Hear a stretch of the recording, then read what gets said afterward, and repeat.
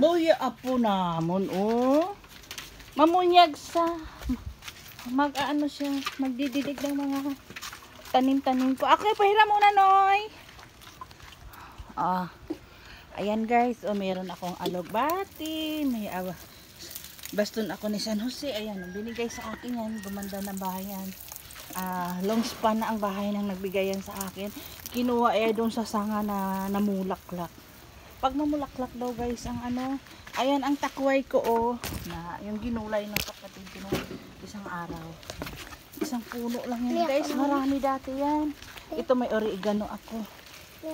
Ito hindi ko alam ang puno na to, parang daw ito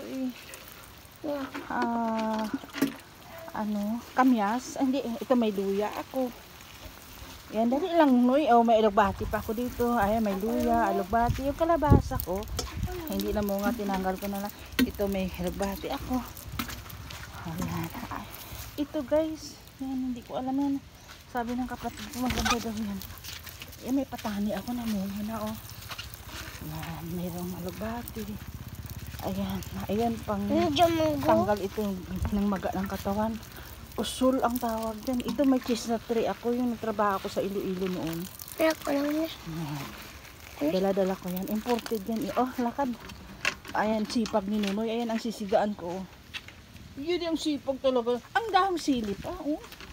Ay, kinain na ng inunahan na naman ako ng ng ibon. Ayan Ayan yan. Kunin ko na nga ito. Ilagay ko sa sinamakan ko. Inuunahan ako ng ibon Gustong gusto ng ibon to guys. Yan, lakad na. Yan naman ang sa sister ko dyan. May kamuting kahoy siya guys. Ayan, ang dami. Ang papaya niya. Pakiti ko. Lord, thank you Lord. Wow. Kinubiran niya ng Ang ubi naman ni nanay, walang kamatayan to. Maya tumutubo. Pero wala namang bunga. Kasi hinukay sa lupa yung bunga niyan Ito naman guys, ang aking saluyot dito. Tsaka yan yung papaya ko. At saka yung tanim ko, naghalo-halo na yung bulaklak. Ayan ang kalabati ko. Ayan yung souvenir ko ipaghatid namin sa pare na almost 12 years dito yata. Lumipat sa Dunyas, Iloilo. Maganda na.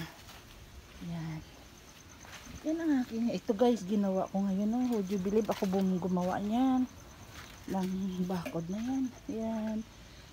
Nakapag-araro na ng palayan dito. Ng tanim ng palay. Yan dito sa amin. Ipapagawa ko pa yung aking kama na yan. 2 kama ay ipapagawa ko. Ayan, naka-3 pala papag. Ayan Noy, tama na Noy. Tatapusin ko yung labahan ko. Okay, magliligo tuloy ako. Yan yung kusina ko dito guys. Maayos yan yung kusina ko dito sa likod. Mas gusto ko magluto dito. Okay, yun ang morning ko. Bye bye. See you on the next video. Baka nasa city ako noon. Babawiin ko doon kasi malakas ang wifi doon.